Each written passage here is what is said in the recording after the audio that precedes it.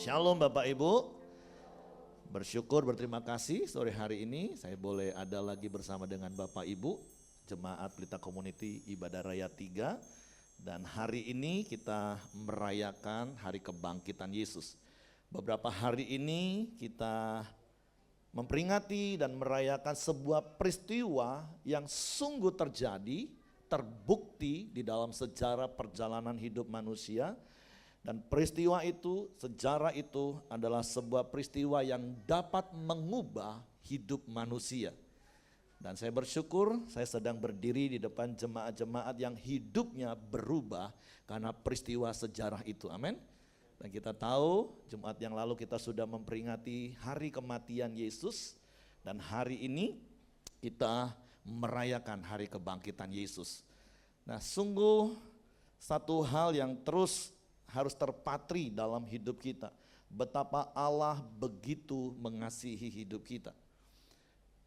Beberapa waktu ini ada lagu, ya mungkin sekali dua kali saya dengar, saya ingat saja kata-katanya tapi saya nggak bisa nyanyiin karena memang saya nggak belajar. Yaitu jangan jual Yesus karena harta, jangan jual Yesus karena tahta, jangan jual Yesus karena cinta. Saya cuma ingat itu liriknya. Kenapa? Karena memang beberapa waktu ini kan, ya tapi saya pikir sejak saya kecil, sejak dulu, hampir setiap tahun ada masa-masa tiba-tiba akan muncul berita, ada orang-orang yang ya public figure meninggalkan iman kepada Kristus. Sehingga muncullah beberapa video-video tandingan, kalau saya boleh pakai istilah itu. Ada yang ngomong, wah jangankan dia, Yudas aja menjual Yesus, itu enggak menggoyahkan imanku, apalagi cuman dia. Ya, setiap orang berhak mempunyai pandangan apapun, tapi tentu kita tidak mau menghakimi siapapun, karena itu yang Tuhan ajarkan, amin. Nah, tetapi melalui momen Paskah tahun ini, sebuah perenungan pribadi dalam hidup saya, dan kemudian saya bagikan dalam bentuk khotbah kepada Bapak Ibu. Jumat kemarin saya sudah bagikan di cabang kita di Kirana, tadi pagi di ibadah 1, terus di ibadah 2, dan hari ini saat ini di ibadah 3. Nah, hari ini kita mau mengintrospeksi diri kita hari ini. Apakah kekristenan kita itu Kristen sejati atau Kristen pokat? Nah, itu judul khotbah saya hari ini Bapak Ibu. Kristen sejati versus Kristen pokat. Walaupun tentulah doa saya setiap kita didapati Tuhan sebagai Kristen sejati. Nah, walaupun sekelumit saya akan jelaskan apa sih Kristen pokat itu Bapak Ibu. Karena mungkin selama ini Bapak Ibu sering dengar istilah Kristen tomat. Hari Minggu tobat, hari Senin kumat. Nggak usah nunggu hari Senin kadang ya. Tobatnya cuma kalau ada di dalam gedung gereja. Di luar gedung gereja kumat. Tapi sebenarnya saya nggak setuju dengan istilah tomat. Karena orang kalau tobat dia nggak akan kumat lagi Bapak Ibu. Nanti kita akan belajar. Makanya kenapa saya lebih suka memakai istilah Kristen pokat. Yaitu kapok, setelah keadaan baik-baik lagi, dia kumat. Oke, jadi kita mau belajar pelan-pelan. Sekali lagi saya mau mendasari khotbah saya dengan doa dan harapan kita masuk di dalam kategori Kristen sejati. Yang percaya dia Kristen sejati katakan amin. Amin. Nah, tapi kembali sekali lagi saya katakan di momen Paskah ini perenungan bagi saya ketika melihat memang apalagi kalau hari-hari ini kita sedang dengar banyak khotbah-khotbah tentang akhir zaman. Ya firman Tuhan juga memang katakan bahwa banyak yang terdahulu akan jadi yang terkemudian. Tapi sekali lagi di doa saya setiap kita setia sampai akhir. Karena kita Kristen sejati. Nah, apa itu Kristen pokat Bapak Ibu? Kristen pokat itu seperti ini menurut pandangan saya. Yaitu orang yang hanya sekedar beragama Kristen, tetapi hidup mereka tidak mengikuti cara hidup Kristus. melainkan hanya sekedar kapok dan kumat berulang-ulang dan tujuan akhirnya tetaplah maut. Kenapa tujuannya maut? Karena Roma pasal 6 ayat 23 katakan sebab upah dosa ialah maut. Nah, maut itu bukan hanya bicara tentang neraka atau surga, neraka, enggak. Tetapi maut itu lebih tepatnya adalah hidup terpisah dari Allah. Nah, kalau terpisah dari Allah, ya udah pastilah tempatnya itu enggak enak Bapak Ibu.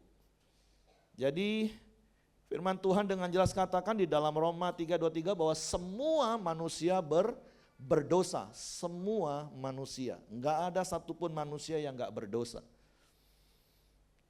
Karena firman Tuhan juga katakan bahwa semua manusia itu dikandung di dalam dosa dan kemudian dilahirkan dalam kesalahan. Itu udah clear, jelas firman Tuhan katakan. Dan buktinya apa Bapak Ibu? Saya sering katakan, kasih contoh seperti ini. Kalau Bapak Ibu punya bayi dan kemudian mereka mulai bertumbuh, ya mungkin setahun, hampir 2 tahun, ketika dia bisa lebih berinteraktif dengan orang lebih intens gitu. Tiba-tiba kalau satu hari dia punya makanan yang enak yang dia suka dan tiba-tiba ada orang yang mau minta kepadanya, kira-kira anak itu akan ngomong apa? Gak boleh, ini punyaku. Sering lihat anak-anak seperti itu? Atau kalau dia punya mainan yang paling dia senengin, tiba-tiba ada temannya pinjam, gak boleh, ini punyaku. Pertanyaannya adalah siapa yang ngajarin? Ada ibu-ibu di sini waktu timang-timang bayi ngomong gini, nak, nanti kalau kamu punya makanan atau kalau kamu punya mainan, kalau orang mau minta atau pinjam, gak boleh ya, jangan dikasih ya. Ya, ingat pesan papa mama ya. Ada yang gitu? Ada? Enggak ada. Tapi kenapa anak-anak bisa bersifat egois? Ya karena itulah bukti manusia berdosa. Tabiat dasar dosa itu adalah egois. Nah, Kristen pokat sekali lagi dia hanya sekedar beragama Kristen. Saya nggak mau menyorotin orang di luar kekristenan. Tapi orang yang hanya beragama Kristen tapi nggak hidup mengikuti cara hidup Kristus, hidupnya hanya kumat dan sementara dia berjalan kepada maut. Contohnya seperti ini Bapak Ibu. Kalau itu adalah maut semakin jauh dari Tuhan. Nah semua manusia berdosa itu kan berjalan ke arah sana Bapak Ibu. Melakukan dosa dan biasanya orang kalau melakukan dosa akan dapat terima konsekuensi dosa. Dan biasanya orang akan jadi apa? Kapok. Dosa itu semua kalau dilakukan enak enggak? Setuju enggak Bapak Ibu? Setuju. Tapi akibat dari dosa enggak enak. Makanya ketika melakukan dosanya enak. Wah, tapi begitu kepentok akibat dosa enggak enak. Aduh Tuhan ampun, Tuhan kapok, enggak lagi Tuhan. Kapok, enggak judol Tuhan ampun. Begitu sudah agak lega sedikit keuangannya, lanjut judol lagi. Apalagi contoh apa lagi? Pokoknya semua dosa kalau dilakukan itu enak, iya. Tapi akibat dari perbuatan dosa itu enggak enak. Makanya banyak orang kapok. Tapi kalau keadaan sudah baik biasanya kumat lagi. Nah model seperti itulah orang yang hanya beragama, Kristen pokat. Karena sekali lagi saya mau katakan Yesus nggak pernah datang membawa agama. Bahkan agama Kristen Yesus bukan yang bawa. Nanti kita belajar Bapak Ibu. Karena bagi saya agama itu adalah cara manusia mencari Allah. Makanya nggak usah heran ada begitu banyak agama yang berbeda-beda. Saya tetap percaya Allah itu satu, Allah itu esa. Tapi kenapa banyak agama berbeda? Bukan Allahnya banyak, bukan. Allah tetap satu Bapak Ibu. Tapi karena agama itu adalah cara manusia mencari Allah, ya wajar saja. Kelompok A ngomong kalau mau cari Allah, caranya A. Kelompok B ngomong kalau mau cari Allah, caranya B. It's normal, it's okay bagi saya. Tapi saya mau kasih tahu agama tidak akan pernah membawa kita bertemu dengan Tuhan.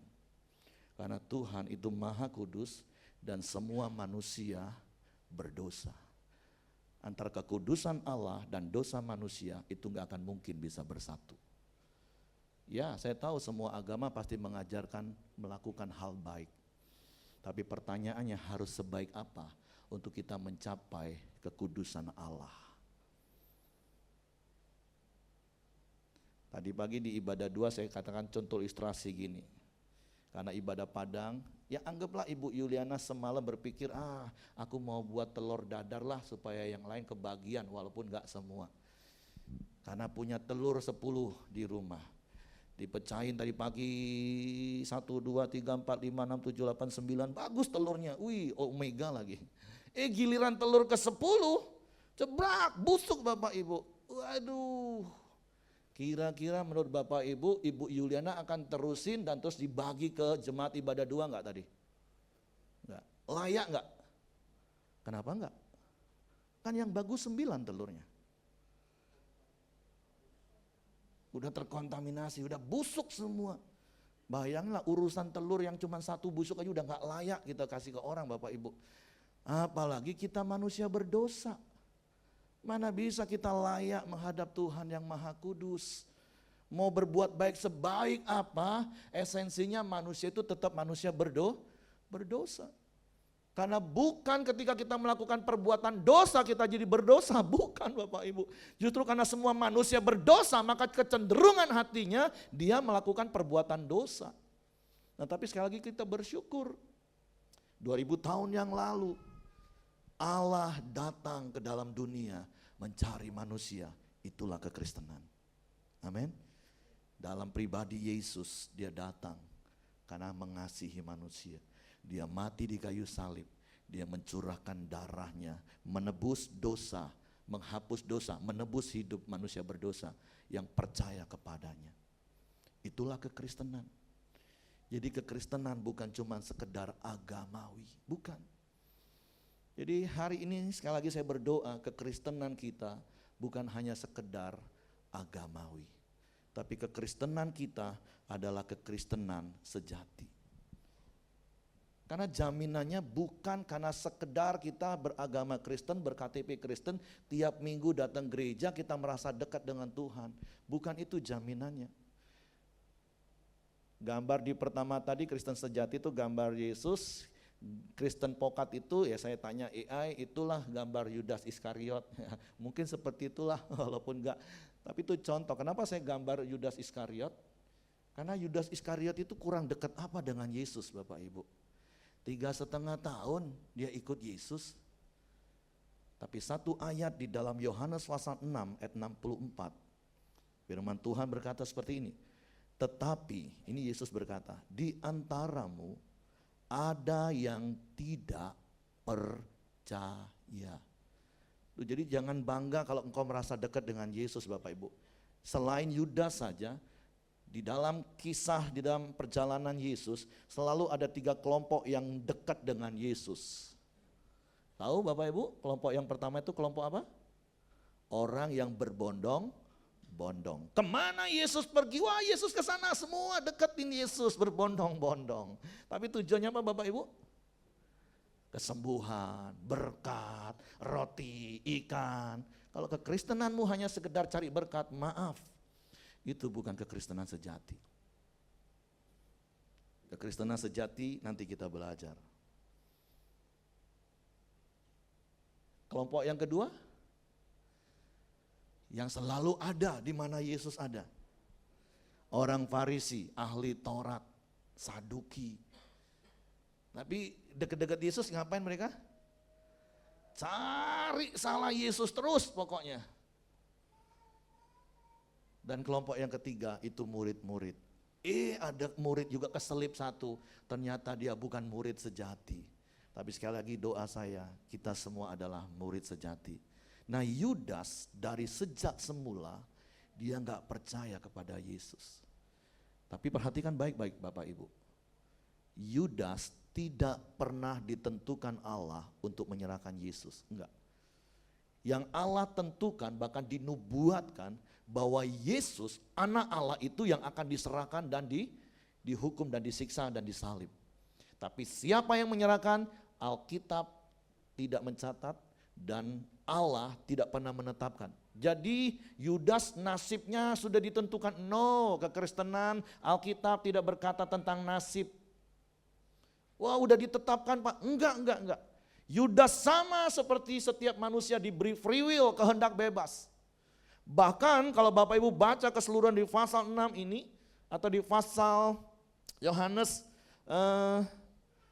perjamuan malam, Yohanes 13 kalau nggak salah.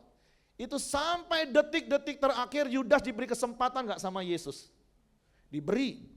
Bahkan nggak tanggung-tanggung diberi kesempatan Bapak Ibu. Yudas duduk di sebelah kiri Yesus.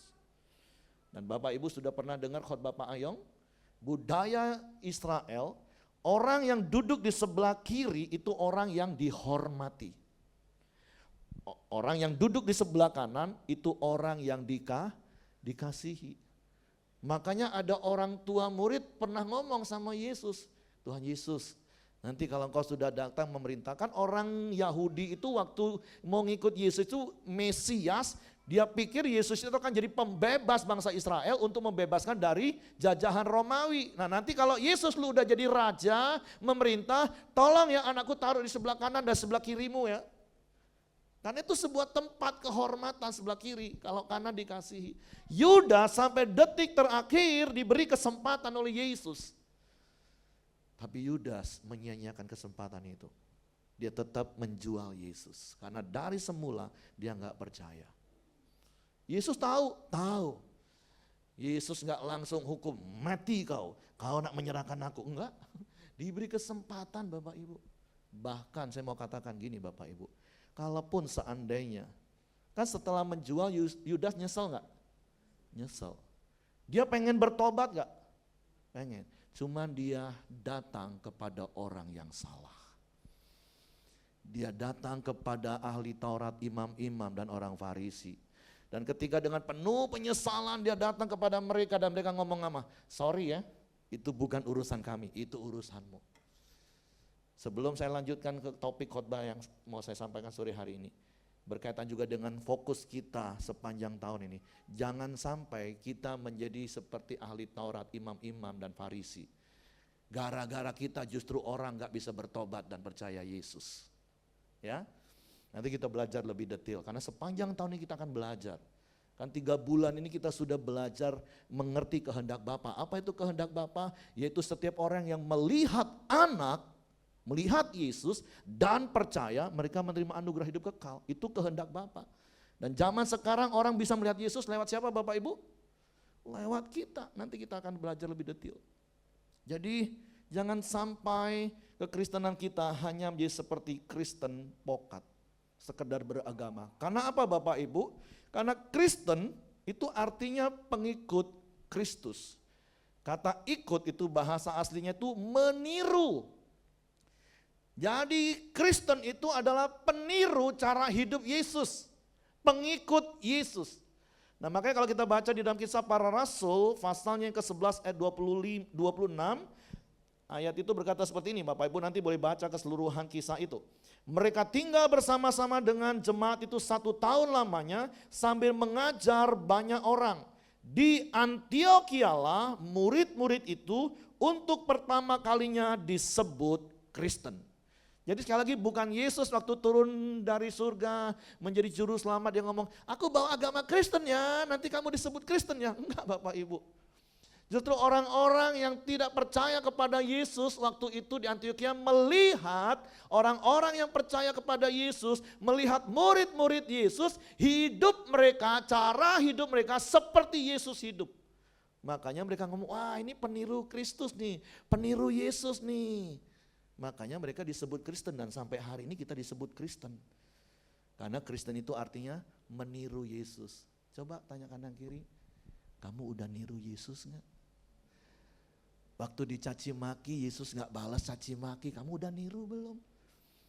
Atau saya mau tanya gini, Bapak Ibu pernah punya pengalaman dalam hidupmu, engkau ketemu dengan seseorang yang kau gak kenal, tapi setelah beberapa saat dia ngobrol, mungkin relasi bisnis, terus ya kau bisnis, dan tiba-tiba dia ngomong nih, kamu Kristen ya? Pernah ngalami gitu Bapak Ibu? Pernah. Wah berarti Anda Kristen sejati. Karena orang itu melihat hidupmu seperti Kristus. Amin. Dan harusnya memang seperti itu.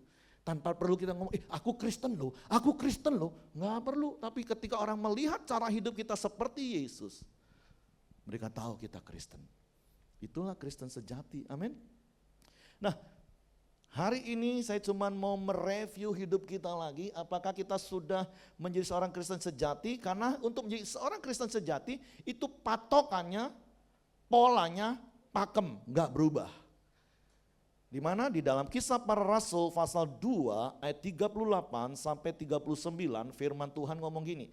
Nah sekali lagi Bapak Ibu baca di rumah, kisahnya itu waktu murid-murid dipenuhi Roh Kudus dan kemudian orang-orang yang di luar loteng Yerusalem itu mulai melihat apa yang terjadi dan mereka mulai tanya, kemudian Petrus dan ke-11 Rasul berdiri menjelaskan kepada semua orang yang ada di Yerusalem pada waktu itu dan mereka cerita siapa itu Yesus, apa yang dilakukan Yesus. Dan ketika mereka mendengar itu semua, ayat 37 katakan maka terharulah mereka. Mereka dengar kabar baik, mereka dengar Injil hari itu. Hati mereka terharu dan mereka bertanya, jadi apa yang harus kami perbuat? Nah ini orang kalau mau jadi pengikut Kristus, ini polanya pakem, gak akan berubah sampai kapanpun. Kisah Rasul 2 ayat 38-39 katakan ini, jawab Petrus kepada mereka, apa? Bertobatlah. Yang kedua, dan hendaklah kamu masing-masing apa? Memberi dirimu dibaptis dalam nama Yesus Kristus untuk pengampunan dosamu. Maka kamu akan menerima karunia Roh Kudus. Sebab bagi kamulah janji itu dan bagi anak-anakmu dan bagi orang yang masih jauh, yaitu sebanyak yang akan dipanggil oleh Tuhan Allah kita. Dan ngomong kanan kiri, itu termasuk bagi kita. Kita ini orang yang masih jauh, 2000 tahun yang lalu kita ini masih jauh. Tapi kita dipanggil Tuhan dan kita melewati 3 proses ini Bapak Ibu. Karena ingat tadi yang pertama apa? Bertobat. Terus memberi diri dibaptis. Yang ketiga apa? Menerima karunia Roh Kudus. Karena ingat tadi yang saya katakan, orang berdosa itu menuju maut, semakin terpisah, semakin jauh dari Allah. Tapi kalau engkau mau jadi Kristen sejati, maka hal yang pertama yang harus kau lakukan adalah bertobat. Apa itu bertobat? Metanoia. Apa itu metanoia? Berbalik. Jadi metanoia itu bahasa baris berbaris, baik waktu kerajaan Yunani, Romawi. Jadi kalau mereka baris berbaris itu gini, 1, 2, metanoia. Metanoia itu berbalik, ngomong kanan kiri. Kamu udah metanoia? Udah berbalik? Hidupmu gak lagi menjauh dari Tuhan, tapi udah berbalik ke arah Tuhan? Nah di bertobat itu, metanoia itu melalui apa yang kita ingat beberapa hari ini di momen Paskah, ketika kita mengaku kita orang berdosa, kita minta ampun dan kita terima Yesus sebagai Tuhan dan Juru Selamat sebagai bentuk pertobatan kita, maka kita diampuni. Dosa kita semua dihapus. Dan saya mau kasih tahu, jangan lagi ragu. Karena sampai hari ini kadang saya sering ketemu orang yang menamakan dirinya Kristen, masih tanya gini, Pak, kira-kira aku ini diampuni enggak Pak? Waduh, kamu udah metanoia belum? Kamu udah sungguh-sungguh belum sadar kau manusia berdosa dan usahamu gak akan mungkin membuat engkau kepada Allah. Tapi hanya kepercaya Yesus satu-satunya Tuhan. Harusnya kau yakin dan percaya engkau sudah diampuni.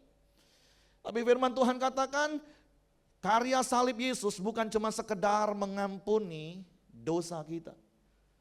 Bukan cuma sekedar menebus hidup kita. Tapi firman Tuhan katakan oleh bilur-bilurnya kamu sembuh. Amin. Ini bukan cuma sekedar bicara soal sakit tubuh Bapak Ibu.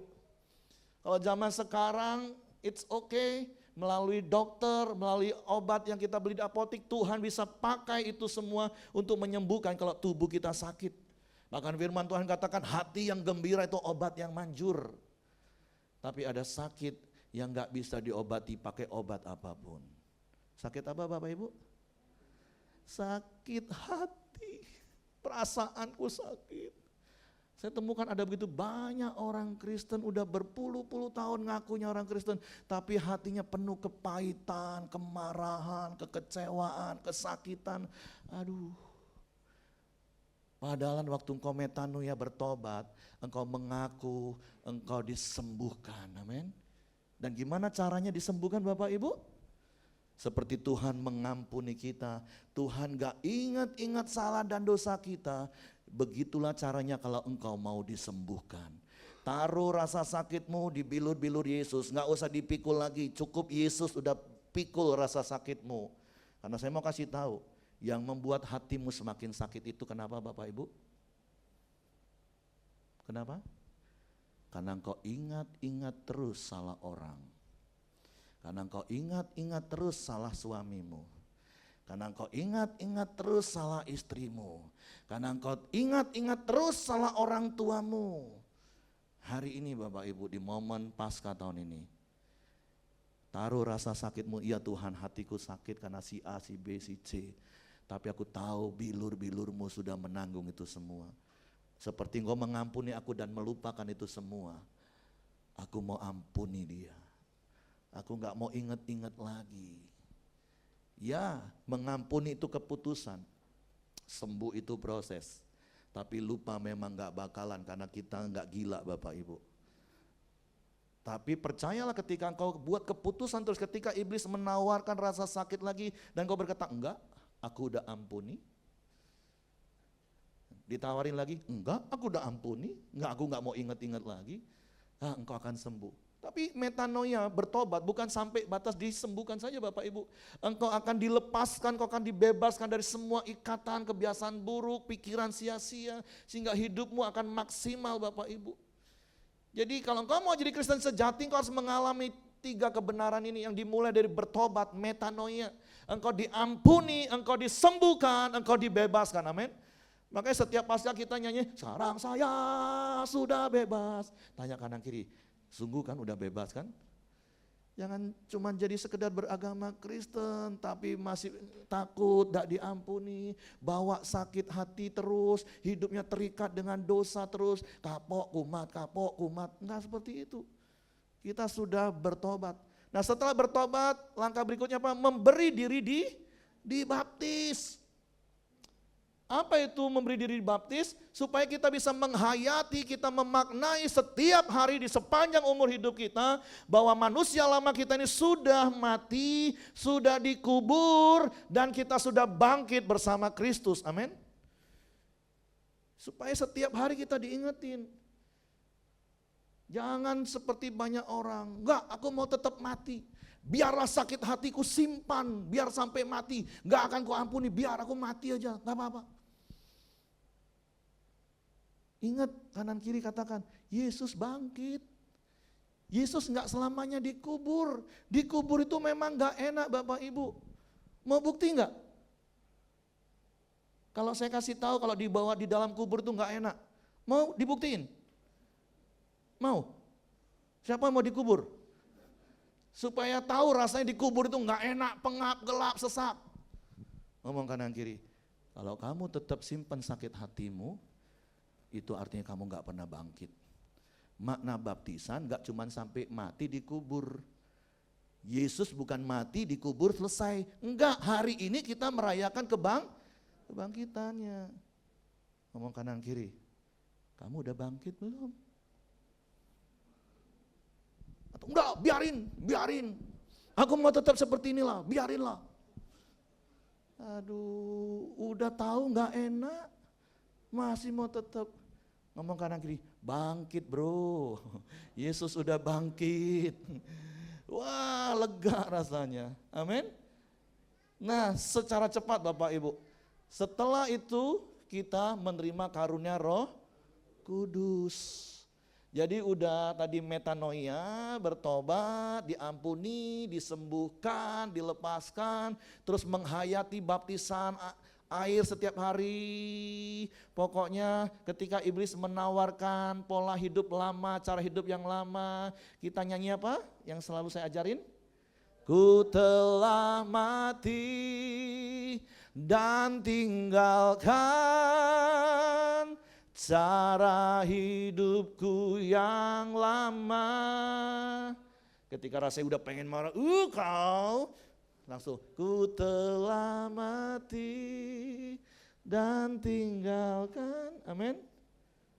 Rasanya kalau udah pengen lagi buat dosa lagi, enggak, ku telah mati. Terus bangkit, hidup baru di dalam Kristus. Amin. Terus kita menerima karunia Roh Kudus. Nah, ketika kita menerima karunia Roh Kudus, Bapak Ibu, Roh Kudus itu akan memimpin kita kepada seluruh kebenaran firman Tuhan. Kita akan terus dipimpin berjalan di dalam firman, berjalan di dalam firman. Karena saya mau katakan ketika kita hidup di dalam firman, otomatis kita enggak hidup dalam dosa. Firman ngomong sabar, dan kalau lakukan sabar, otomatis engkau enggak marah-marah. Waktu firman Tuhan ajar kita untuk hidup jujur, dan engkau jujur lakukan firman, otomatis engkau enggak nipu. Waktu firman Tuhan ngomong ajarin kita untuk mengampuni dan kau lakukan firman Tuhan mengampuni, otomatis engkau enggak dendam Bapak Ibu. Life is simple bagi saya. Kekristenan itu simple, tinggal kau taat pada firman Tuhan. Roh Kudus akan memimpin kepadamu kepada seluruh kebenaran firman Tuhan. Kisah Rasul 1:8 katakan kita akan menerima kuasa. Dan yang berikutnya adalah ketika kita menerima karunia Roh Kudus akan membawa kita mengenal Tuhan itu sebagai Bapa yang baik. Amin.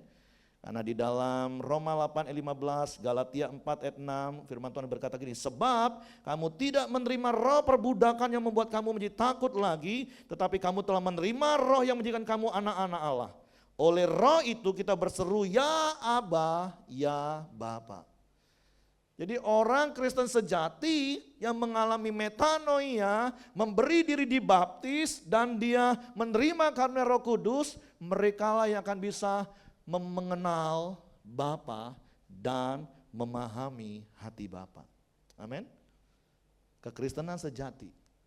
Makanya Bapak Ibu, 3 bulan ini kita akan belajar hati Bapa, yaitu hati misi. Nah, ini saya baru mau mulai masuk khotbah nih Bapak Ibu. Itu tadi baru pembukaan. Tadi pagi saya ngomong gini langsung lihat jam semua Bapak Ibu. Ini aja udah 35 menit Pak, waktu Bapak tinggal 10 menit. Ya, kan 3 bulan ini kita belajar hati Bapa, hati misi. Dari Yohanes pasal 17 ayat 18.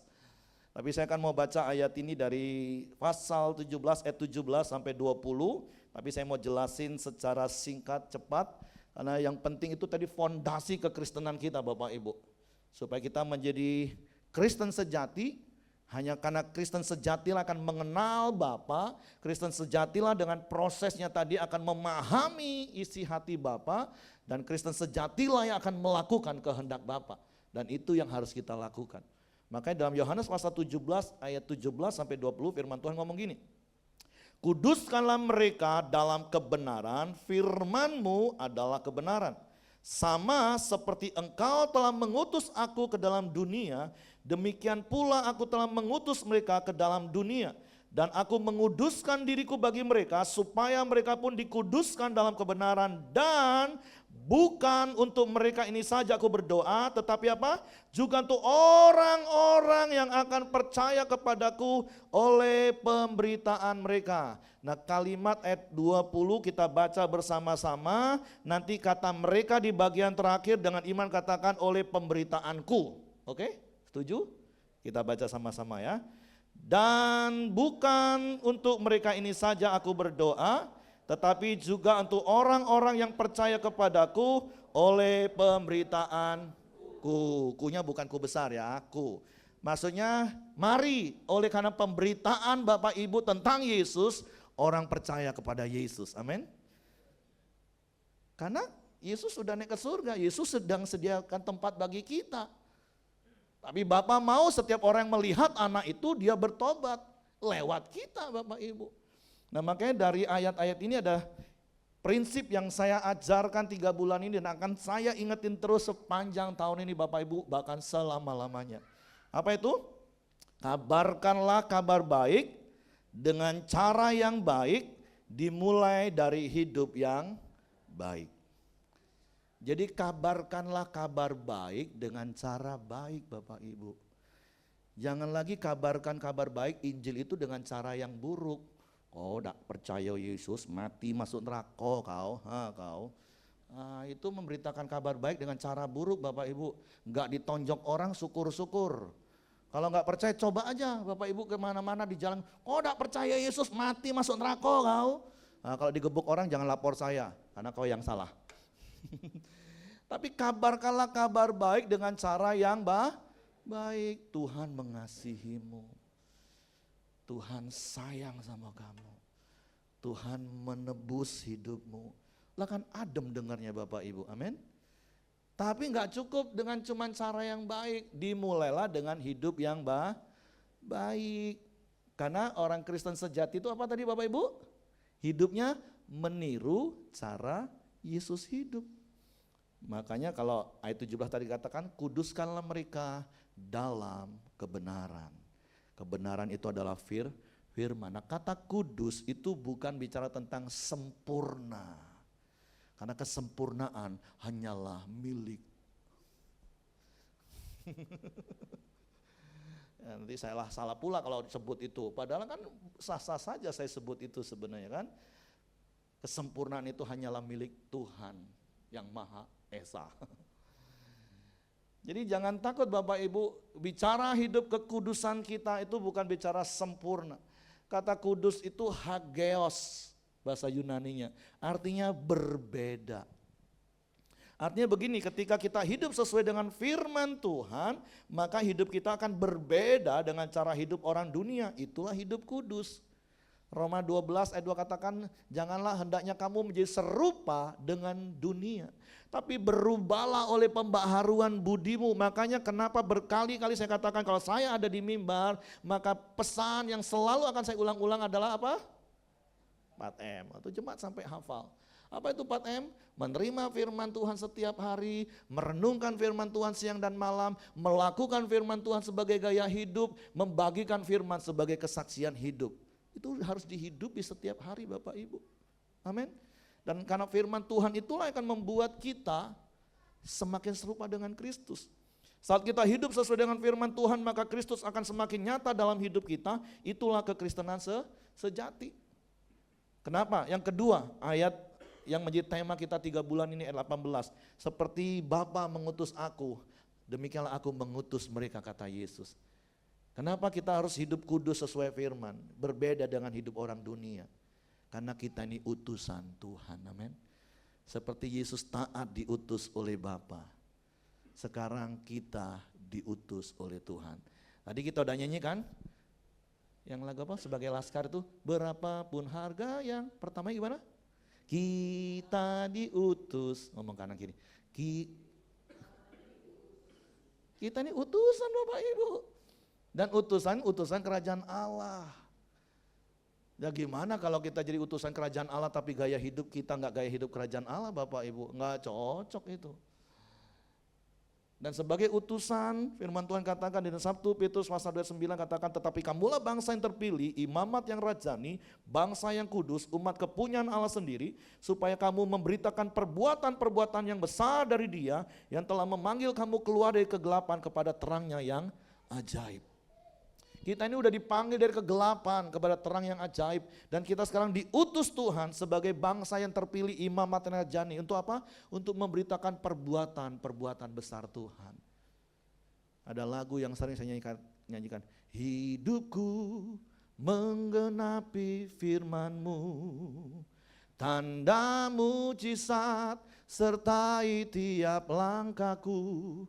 Kau bersamaku, di dalamku, jadi bukti kebesaran-Mu. Amin. Ketika hidupmu taat kepada firman sebagai bentuk kasih-Mu kepada Tuhan, maka bagian Tuhan akan menyertai hidupmu dengan berkat, dengan mujizat, dengan kuasa. Itu bagian Tuhan Bapak Ibu. Bukan motivasi hati kita untuk ikut Tuhan. Paham Bapak Ibu ya? Jadi motivasi hati kita ikut Yesus bukan supaya diberkati, bukan. Tapi hati kita mengasihi Tuhan, kita taat melakukan firman dan Tuhan genapi janji firman-Nya. Karena kita ini utusan Tuhan. Gimana kita mau cerita perbuatan-perbuatan besar Tuhan kalau engkau gak ngalami perbuatan besar Tuhan dalam hidupmu? Dan kalau engkau mau mengalami perbuatan besar Tuhan dalam hidupmu, lakukan firman Tuhan sebagai bentuk ketaatan karena engkau mengasihi Tuhan. Amin. Dan yang terakhir Bapak Ibu, lompati saja ayat ini, Bapa menyertai dan melindungi. Di dalam Yohanes pasal 17 ayat 15-nya di atas, Yesus berkata gini, aku tidak minta supaya engkau mengambil mereka dari dunia. Ada yang mau didoakan supaya diambil dari dunia sekarang? Ada? Enggak ada ya? Biar Tuhan sesuai dengan waktunya. Kayak nanti sebentar habis ibadah, nanti kita ada ibadah penghiburan. Karena kemarin sesuai waktunya Tuhan, ada salah satu jemaat yang diambil dari dunia ini. Tapi kalau kita masih ada hari ini, berarti kita belum diambil dari dunia ini. Dan kalau kita masih ada di dalam dunia ini, Tuhan ngomong apa? Tetapi supaya engkau melindungi mereka daripada yang jahat.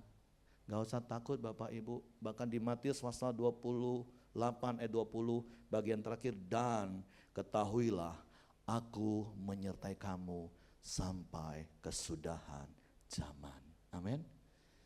Jadi mari melalui momen Paskah ini kita introspeksi diri kita, dan sekali lagi doa saya, kita adalah Kristen sejati. Amin. Karena kita mengalami metanoia, kita memberi diri dibaptis, kita menerima karunia Roh Kudus, membuat mengerti hati Bapa. Sehingga sampai akhir hidup kita, sekali Yesus, tetap Yesus. Pas 45 menit. Jadi mari saya undang pemain musik, kita mau ikrarkan hidup kita hari ini, bahwa sekali Yesus, tetap Yesus. Karena Kristen sejati, dia akan setia sampai akhir. Amin. Isunya bukan engkau punya uang banyak atau enggak punya uang. Karena ada orang yang begitu enggak punya uang, dia pikir dia teriak-teriak, katanya ikut Yesus diberkati. Mana aku enggak punya uang terus. Akhirnya dia kecewa dan tinggalkan Tuhan. Kekristenan sejati enggak akan pernah tinggalkan Tuhan, sekalipun engkau gak punya uang. Tapi sebaliknya ada orang yang punya uang banyak, justru dia tinggalin Tuhan. Karena dia pengen menikmati begitu nikmatnya dosa tadi dengan uang. Tapi kekristenan sejati, ketika dia punya uang, ketika dia nyanyi berapapun harganya aku akan bayar, yang penting kau percaya Yesus. Waktuku, tenagaku, 3 bulan yang lalu Januari Maret kan saya berkali-kali ngomong, yuk tabur dengan sukacita, itu fokus tahun ini. Tabur waktu, tenaga, doa, uang, supaya apa? Jiwa itu dimenangkan. Amin. Jadi hari ini mari bangkit berdiri bersama-sama, sembari menaikkan pujian ini engkau periksa hatimu dan berkata, Tuhan, apapun yang kau alami, sekali Yesus, tetap Yesus. Amin.